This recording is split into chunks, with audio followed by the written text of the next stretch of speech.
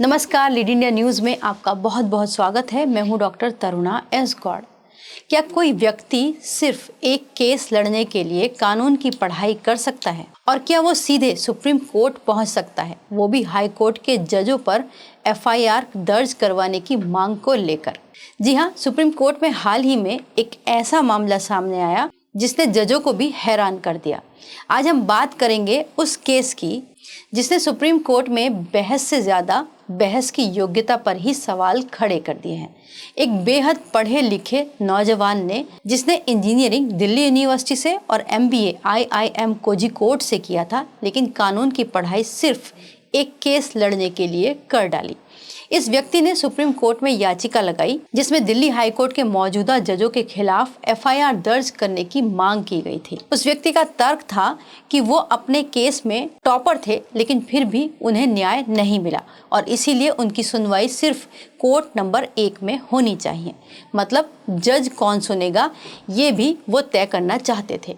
इस पर जस्टिस सूर्यकांत ने जब पूछा कि आप बहस करना चाहते हैं या फिर जज का चुनाव करना चाहते हैं, तो उस व्यक्ति ने जवाब दिया कि मैंने कानून सिर्फ इसी केस के लिए पढ़ा है। इस पर कोर्ट ने थोड़ी नाराजगी जताते हुए कहा, हमें अंदेशा था, आप जैसे लोग रेयरेस्ट ऑफ रेयर हैं। जब कोर्ट ने पूछा किस कानून के तहत आप ये मांग कर रहे हैं, तो याचिकाकर्ता कुछ ठोस जवाब नहीं दे सके। तो यहाँ दो बातें आपको समझनी चाहिए। पहला कि सुप्रीम कोर्ट में याचिका दायर करने के लिए क्या सिर्फ भावनाएं ही काफ़ी हैं या फिर उसका कोई लीगल आधार भी होना ज़रूरी है। और दूसरी बात, आप हाई कोर्ट या सुप्रीम कोर्ट के जजों के खिलाफ सीधे एफआईआर दर्ज करने की मांग कर सकते हैं या नहीं। जब तक कोई ठोस संवैधानिक प्रोसेस या विशेष परिस्थिति ना हो, तब तक ऐसा नहीं किया जा सकता। अब सवाल उठता है कि कोर्ट ने इस केस में डॉक्टर मुरलीधर को एमिकस क्यूरी क्यों बनाया, क्योंकि इस बहस के बाद कोर्ट ने कहा कि डॉक्टर मुरलीधर इस केस की एमिकस क्यूरी होंगे। अब आपके मन में प्रश्न आएगा कि एमिकस क्यूरी क्या होता है। ये एक लैटिन शब्द है जिसका मतलब होता है friend of the court. Court के अंदर इसकी बहुत इम्पोर्टेंस होती है, यानी कोर्ट का ऐसा मददगार जो केस से जुड़ा पक्ष न होते हुए भी न्याय के लिए निष्पक्ष सलाह देता है। इस मामले में शायद कोर्ट को लगा कि याचिकाकर्ता की बातों में गहराई नहीं है, लेकिन प्रक्रिया की जो गरिमा होती है उसको बनाए रखना ज़रूरी है। इसीलिए एक वरिष्ठ वकील को एमिकस क्यूरी नियुक्त किया गया। इस केस से हमने क्या सीखा, आप क्या सीख सकते हैं? अगर आप भी लॉ की पढ़ाई कर रहे हैं या लॉयर हैं, सिर्फ पढ़ाई करने का सर्टिफिकेट होना काफ़ी नहीं होता।